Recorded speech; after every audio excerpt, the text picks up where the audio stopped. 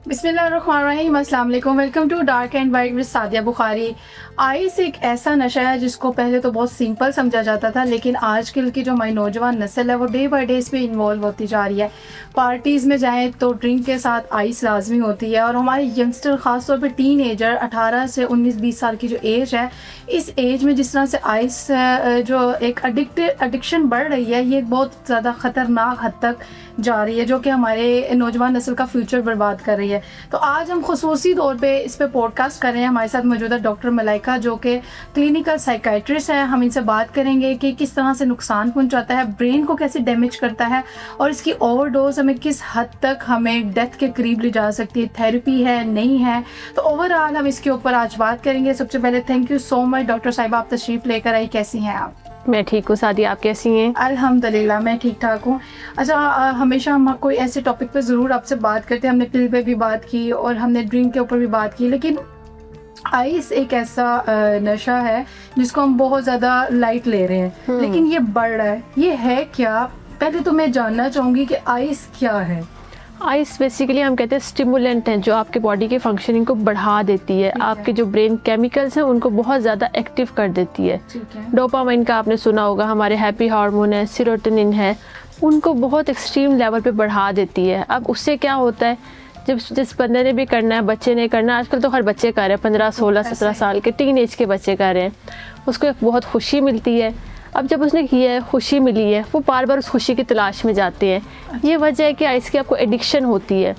और इसकी ख़तरनाक एक मैं ये बताती हूँ कि एक दफ़ा आपने आइस कर ली है, दोबारा आपकी क्रेविंग उस अमाउंट से नहीं ख़त्म होगी। किस तरह की मिलती है? यानी आपको वो उसका टेस्ट अच्छा लगता है, वो किस तरह से आपकी बॉडी को ओवर एक्साइटेड कर देती है, आपकी बॉडी की फंक्शनिंग को। आपको इंटरनली बहुत हैप्पीनेस फील होती है, एनर्जी फील होती है, आपका मूड बहुत ज़्यादा हैप्पी हो जाता है। ये वजह है कि वो खुशी आपको मिलती है, एक्स्ट्रा ही बूस्ट करने लग बूस्ट कर जाती है, आपके अंदर बहुत एनर्जी आती है, बहुत एक्टिव हो जाते हैं इसके बाद। ठीक है, तो अगर हम ब्रेन की बात करें तो जब आप आइस लेते हैं तो आपकी बॉडी और आपका जो ब्रेन होता है वो किस तरह से काम करने लग जाता है? क्या चीज़ें भी इसमें भूलती हैं, या जब इसका असर ख़त्म होता है तो चीज़ें याद रहती हैं? अच्छा, जब बंदा कोई आइस कर रहा होता है ना, उसको नींद नहीं आती, नींद डिस्टर्ब हो जाती है। बहुत सारे पेशेंट ऐसे भी आते हैं, हम कई दिनों से नहीं सोए, आइस कर रहे थे। फर्स्ट टाइम करेंगे तब भी होगा? नहीं, थोड़ा टाइम बाद जब आपकी बॉडी को एडिक्शन हो जाती है, क्योंकि जैसे मैंने बताया फर्स्ट टाइम करने से ही आपकी बॉडी पे, ब्रेन पे कुछ ना कुछ असर आता है, क्योंकि वो आपके केमिकल्स को रिप्लेस कर लेते हैं। तो ऑब्वियसली जब केमिकल डिस्टर्ब है तो ऑब्वियसली सारी रूटीन डिस्टर्ब है, नींद नहीं आती, भूख नहीं आपको लगती।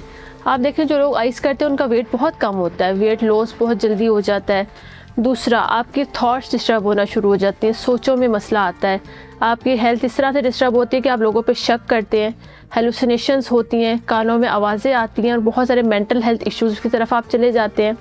अगर हम बॉडी की बात करें, ये आपके दांतों को बड़ा नुकसान पहुँचाती हैं। बहुत किस तरह से? बिल्कुल, आपके दांत गिरना शुरू हो जाते हैं। और बहुत सारे पेशेंट मैंने ऐसे देखे हैं आइस करते कि बैठे बैठे उनके दांत गिर रहे हैं। अच्छा। वो खाना खा रहे हैं, उनके दांत गिरना शुरू हो जाते हैं। फर्स्ट टाइम सुन रही हूँ कि ऐसा भी होता है कि दांत बैठे बैठे आपके गिरने लग गए। एग्जैक्टली, इतना वीक आपको इतना ज़्यादा आपके दांतों को वीक कर देती है, ख़राब कर देते हैं कि वो बिल्कुल भुर जाते हैं। आपके दांत बोन्स को कमज़ोर करती है ना बेसिकली, तो आपके दांत बिल्कुल गिरना शुरू हो जाते हैं। आपकी हार्ट बीट बहुत तेज़ होती है। आपने देखा होगा बहुत सारे लोगों की डेथ हो रही है आजकल आइस से। वो क्यों हो रही है? हार्ट बीट तेज़ होने की वजह से हार्ट को ज़्यादा वर्क करना पड़ रहा है। एक टाइम के बाद हार्ट थक के हार्ट अटैक्स आ रहे हैं, आपकी ब्लड सर्कुलेशन डिस्टर्ब हो रही है।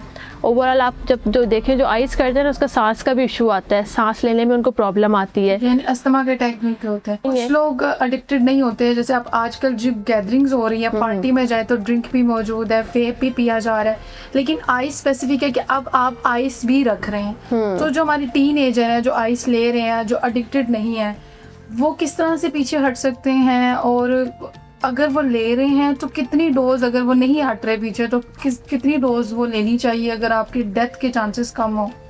देखिए, आइस आप जितनी मर्जी ले रहे हैं, अब ओवरऑल नुकसानदेह है। अब आप कहें ना कि हम अगर जहर थोड़ी अमाउंट में ले लेंगे तो वो फ़ायदा थोड़ी देगा। सुन लें आप लोग, ये डॉक्टर क्या कह रही हैं कि अगर आप थोड़ी लें या कम लें, ये नुकसानदेह है। वो कोई कहेगा ना मैंने 1 ग्राम भी लिया, नुकसान उसका भी हो रहा है, ब्रेन पे असर उसका भी हो रहा है।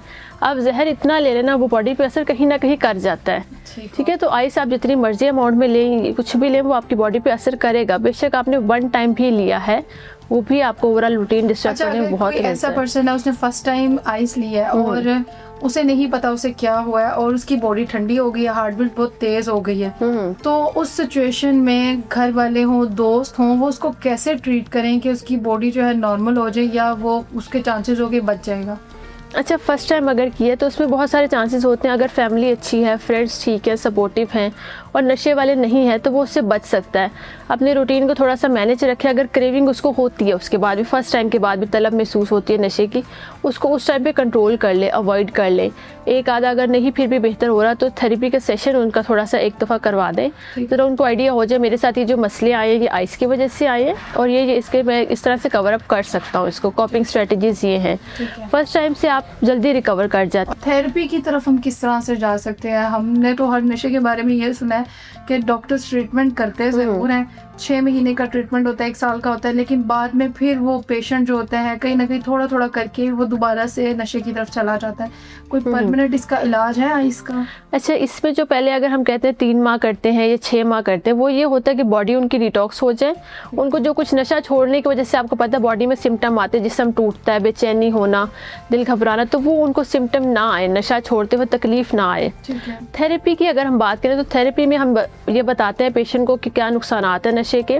अगर उनको कोई स्ट्रेस है जिसकी वजह से उन्होंने नशा शुरू किया, क्या ट्रिगर्स हैं उनके, जिस रीज़न की वजह से उसने नशे की तरफ आया है, उनको हम रिजॉल्व करते हैं थेरेपी में। स्ट्रेस मैनेजमेंट करते हैं। गुस्से की वजह से अगर उनको नशे की तरफ जाते हैं तो उनके गुस्से को मैनेज करवाते हैं।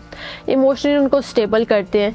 थर्ड थिंग ये है कि उनको ऐसी कॉपिंग स्ट्रेटजीज बताते हैं कि अगर आपको क्रेविंग हो रही है, आपको ये चीज़ फील हो रही है कि तलब कि अब मैंने नशा करना है, तब उस टाइम पे आपने क्या करना है। लास्ट थिंग जो हम करते हैं रिलैप्स प्रिवेंशन, दोबारा नशे के ख्यालात से आपने बचना कैसे है, उनकी सोचों को नॉर्मलाइज करते हैं। और अगर हम बात करें कि आपने कहा है कि कुछ लोग दोबारा से लग जाते हैं नशे की तरफ, उससे कैसे बचना है, उसमें अब ये चीज़ आती है कि कुछ लोग बाद में थेरेपी नहीं लेते या बाद में फॉलोअप्स नहीं करवाते। एक बंदा है वो रिहैब सेंटर से डिस्चार्ज हुआ है, घर जाके उसी गैदरिंग में जा रहा है, वही एनवायरनमेंट में जा रहा है, तो जाहिर बात है उसका दिल कर जाता है नशे की तरफ। तो कोशिश करें उस गैदरिंग को अवॉइड करें। ऐसी कोई भी सिचुएशन जिसकी वजह से आप नशे की तरफ जा रहे हैं, ऐसे कोई लोग हैं उनको अवॉइड करें और अपने फॉलोअप सेशंस रखें जिसमें आपको मोटिवेशन मिलती रहे ड्रग्स से बचने की।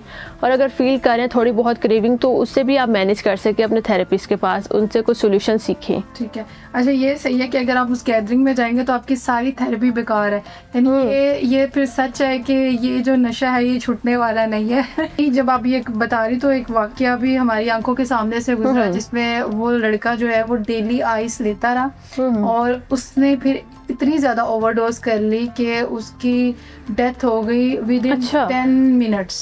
उसकी डेथ हो गई और आंखों के सामने ये हुआ और पता भी नहीं चला कि उसकी डेथ हो गई। और बाद में जब डॉक्टर्स के पास से उनकी डेड बॉडी गई और जब उन्होंने ट्रीटमेंट किया तो पता चला कि आइस की ओवरडोज हो गई थी। ओवरडोज किस हद तक ओवरडोज की बात हो रही है जिसपे हार्ट फेल हो सकता है, क्या हो सकता है कि बैठे बैठे आपकी डेथ हो गई, आपके पता भी नहीं। अच्छा, इस पे मल्टीपल फैक्टर्स आ सकते हैं। आपका कार्डियक अरेस्ट हो सकता है, मतलब इसको हम हार्ट फेलियर भी कहते हैं, हार्ट अटैक आ सकता है, साइलेंट हार्ट अटैक हो सकता है, आपका कोई ऑर्गन फेलियर हो जाता है। क्योंकि अब आप कोई भी दवाई भी खाते हैं वो आपकी किडनी में जाती है। हम कहते हैं कि पानी ज़्यादा पीना चाहिए दवाई के साथ, नहीं तो किडनी फेल हो सकती है। आपकी किडनीज पे हो सकता है अफेक्ट आ रहा हो स्लोली आपने नोटिस ना किया हो। कोई ब्रेन पे ऐसा अफेक्ट आ गया, ब्रेन पे कोई ऐसा केमिकल डिस्टर्बेंस आ गई हो कि ब्रेन ने फंक्शनिंग रोक दी, उसमें मल्टीपल चीज़ें आ सकती हैं। मतलब ब्रेन पे क्या ऐसा इफेक्ट आता है कि आपको पता ना चले कि आपकी बैठे आपकी डेथ हो गई है। मतलब हार्ट फेल तो हम सुनते हैं कि हो जाता है, क्या वेन्स कोई पंच कर जाती है, क्या होता क्या है? बिल्कुल, कोई केमिकल अगर इम्बैलेंस हो गया, ब्रेन ने मैसेज देना छोड़ दिया है। अब ऑब्वियसली ब्रेन मैसेज दे रहा है तो आपका हार्ट पंप कर रहा है, बॉडी मूव कर रही है, ब्रेन ने कोई ऐसा रिस्पॉन्ड करना ही छोड़ दिया, आपकी केमिकल इम्बैलेंस इतनी ज़्यादा हो गई है तो ये वजह है कि आपकी डेथ हो सकती है। आपका ब्लड प्रेशर लो हो गया है, बीपी लो हो गया तो उससे भी डेथ हो सकती है, बीपी हाई हो जाता है। ड्रग्स बहुत ज़्यादा ख़तरनाक है अगर हम इसको समझें, लाइट ले रहे हैं। अच्छा डॉक्टर साहब, अगर हम बात करें सोशल मीडिया की तो सोशल मीडिया के हवाले से बताइएगा। हम बहुत ज़्यादा लाइफ को कंपेयर करने लगे हैं। हम ग्लैमरस को देखकर समझते हैं कि लाइफ बहुत खूबसूरत है, लेकिन इस ग्लैमरस के अंदर बहुत ज़्यादा ख़तरा छुपा हुआ है और जिसमें हम नशे की लत भी देख रहे हैं। लड़कियाँ बहुत ज़्यादा इन्वॉल्व होने लगी, बहुत ज़्यादा। लड़कियों के हवाले से बताएं कि किस तरह से ये अपनी इस आदत को ख़त्म कर सकते हैं और कितना नुकसानदेह है लड़कियों के लिए, क्योंकि आगे ज़ाहिर शादी होनी है, प्रेग्नेंट होना है, माँ बनना है, तो ये क्या ऐसा करती है जिससे आपके प्रेगनेंसी के जो है वो भी चांसेस कम हो जाते हैं और कितना आपको डैमेज करती है? क्योंकि ओवरऑल मैंने मेंशन किया कि ड्रग जो है आपकी हेल्थ को तो अफेक्ट करता है, हार्मोनल इम्बैलेंस करता है, केमिकल इम्बैलेंस करता है। ठीक है। तो फीमेल जब नशे की तरफ जाती है उनका ओवरऑल साइकिल्स डिस्टर्ब हो जाते हैं, जो उनके पीरियड्स हैं, ठीक है। जब ब्रेन आपका प्रोसेस नहीं कर रहा, वर्क नहीं कर रहा, ठीक है, तो आपका साइकिल डिस्टर्ब है, प्रेगनेंसी में इश्यूज़ हैं। सम टाइम ऐसा भी होता है कि प्रेगनेंसी की तरफ आप जा ही नहीं पाते, रिलेशनशिप ही बिल्ड नहीं कर पाते, कि जैसा मैंने मेंशन किया इसकी वजह से आपका ब्रेन डिस्टर्ब है, आपको शक शुबात होते हैं, आपका वो प्रॉपर रिलेशन बिल्ड ही नहीं होता हस्बैंड के साथ, आप मेंटल हेल्थ इश्यूज़ की तरफ जा रहे होते हैं। तो फीमेल्स को या मेल्स को हम ये नहीं मेंशन कर सकते जेंडर है, ओवरऑल ये आपको हर तरह से इश्यूज़ आते हैं ड्रग्स की वजह से। अच्छा, कोई ऐसा पेशेंट आपके पास आया हो बिल्कुल लास्ट स्टेज पे और आइस का बहुत शदीद एडिक्टेड हो, तो आप लोगों ने उसको किस तरह से कवर किया? अगर हम मेल की बात करें तो वो तो आपके पास ऑलमोस्ट ऐसे पेशेंट्स आते ही हैं, फीमेल के हवाले से भी बताइएगा, क्योंकि फीमेल के लिए भी बहुत ज़रूरी है हमारे टीनेजर्स जिस तरह से इन्वॉल्व हो रहे हैं। बिल्कुल। और ये मेरे पास दोनों तरह के ही मेल के भी और फीमेल के केसेस भी आते हैं। जो ट्रीटमेंट प्लान है दोनों का ही सेम होता है। ये जो होता है स्टार्टिंग की जो 3 वीक्स से 4 वीक्स होते हैं वो उनके विड्रॉल सिम्टम या डिटॉक्सिफिकेशन हो रही होती है बॉडी में, जो उनको कुछ सिम्टम आते हैं ना कि बेचैनी वगैरह होना, वो ट्रीटमेंट उनका हो रहा होता है। फिर उनकी काउंसलिंग और थेरेपी स्टार्ट होती है जिसमें उनको रियलाइजेशन करवाई जाती है कि जो ड्रग है इसके बहुत साइड इफ़ेक्ट्स हैं, और फिर उनका सारा प्रोसेस होता है, कॉपिंग मैकेनिज्म बताए जाते हैं, रिलैप्स से उनको बचाया जाता है, और उनको ओवरऑल उनके फ्यूचर के लिए गोल सेटिंग करवाई जाती है ताकि वो प्रॉपर जब बिज़ी रहता है ना बंदा, तब उसको नशे के ख्यालात बहुत कम होते हैं या ओवरऑल डिफरेंट जो टेंशन है वो भी कम होती हैं। अच्छा डॉक्टर साहब, अगर हुकूमत और सोसाइटी की बात करें और माशरे को देखें तो आपके ख्याल में बीइंग अ डॉक्टर क्या हमारी सोसाइटी और गवर्नमेंट इसके ऊपर प्रॉपर काम करती हुई आपको दिखाई देती है? सुनते तो हम हैं कि काम हो रहा है, लेकिन जब हम ये चीज़ें देखते हैं तो हम कहते हैं कि यहाँ पे काम लगता है ऐसे नहीं हो रहा, मतलब कैसे रोक सकते हैं? क्या इसकी रोकथाम के ऊपर प्रॉपरली काम करने की ज़रूरत है? किस हद तक ज़रूरत है? बिल्कुल, मेरा ये मानना है कि गवर्नमेंट को कुछ लॉज बनाने की ज़रूरत है कि नशा अगर कर रहे हैं, आपको पता है कि यहाँ पे लॉज भी ऐसे बनाते हैं कि उनमें फिर इम्प्लीमेंटेशन होती नहीं है। तो प्रॉपर आप इस चीज़ को रोकथाम के लिए कुछ गवर्नमेंट को लॉज बनाने चाहिए कि अगर कोई नशा कर रहा है, पकड़ा जाता है नशा करते हुए, तो उसको वहीं पे कोई ना कोई पनिशमेंट की जाए, और ताकि ये जो हमारी आने वाली जनरेशन है जो इस तरफ जा रही है वो बहुत हद तक बेहतर हो जाएगी। सेकेंड थिंग जो है कि हमें पेरेंटल लेवल पे भी या फैमिली के लेवल पे भी हमें बहुत ज़्यादा एफ़र्ट्स करने की ज़रूरत है।